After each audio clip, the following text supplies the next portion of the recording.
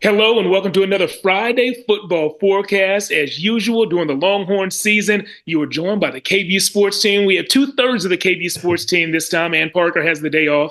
But Corey Mose and myself, Jeff Jones, are here to chat about the Longhorns football season. And Corey, it's a bye week, so there's no game to look Man, forward to tomorrow, but still plenty to talk about, man. I want to chat about maybe something that we've seen so far this season that you think should give Longhorn fans reason for optimism going forward. A positive thing in the past that's going to be a positive thing in the future.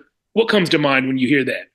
of course, recency bias, but last week against Vanderbilt, the secondary, and not so much the way they played, but the experience they got. We all know fourth quarter didn't look great, but a lot of that was because a lot of the backups or reserves were in the game, like a Jonah Williams, like a Jordan Johnson Rubell, who may have gave up a couple big plays, right? But at the end of the day, they didn't lose the game and they got valuable experience. And I think as the season goes along, Michael Taft is coming back from injury. You got Xavier Philsmee also having an injury in that game. Jelani McDonald having that concussion in that game against Vanderbilt. So they made a Jonah Williams or a Jordan Johnson maybe acts upon later in the season. And so it's good to know that they're not going to be thrown into an environment against a Georgia or against an A&M down the line without any experience.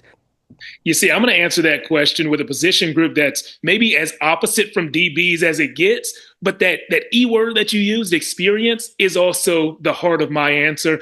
The offensive line and what we saw against Vanderbilt with that new combination of five, moving Cole Hudson over from center to guard and inserting Connor Robertson as the starting center, that foundational group right there, that new starting five, is key. And I don't think it's an accident that that's the best we've seen the Texas offensive line look so far. Now, Sark was very open about the fact that this five is probably not the five offensive linemen that have the most raw talent on the roster, but they have the right mix of cohesion, of experience, and of leadership to get the job done. It's tough that it took until now. It took some tinkering through the first, 8 or 9 games of the season, but now they do have it figured out. And I think that combination is going to be key. Texas plays Georgia when they come back from the bye. I think it's huge that Texas has a bye before that big game. Georgia does not. Georgia plays Mississippi State. Corey, when you're watching that UGA Mississippi State game tomorrow, what are your eyes going to be focused on? What will you watch from the Bulldogs? How does Georgia handle the run? I think that's something that Texas, they did a pretty decent job with Mississippi State. I don't believe Booth had over 100 yards rushing in that game. He got really close, but didn't have over 100. And so how does Georgia handle that run game from Mississippi State? Because I know that's what the Bulldogs in maroon want to do. And so I think that's also something a point of Texas is trying to do. They're trying to have a better run game. And so if that's maybe something that there's some cracks in the armor in that Georgia defense that Texas fans can see about defending the run, maybe that's something the Longhorns can take advantage of next week against the Bulldogs.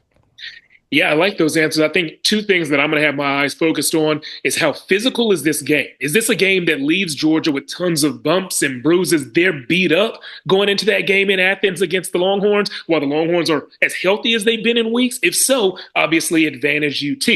That's one thing I'm going to watch. Another thing I'm going to watch is Georgia's defensive line rotation, especially in the second half. They recruit well and they have for years. So they have 4 and 5 star guys on the bench.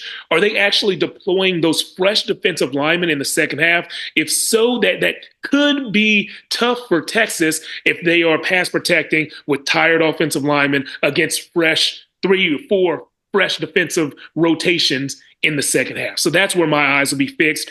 I'm curious, guys. Let us know what you're going to watch when you're watching that Georgia Mississippi State game. Reach out to us on social media. If we're talking about X, he is at Corey_Mose, and I'm at Jeff Jones Sports.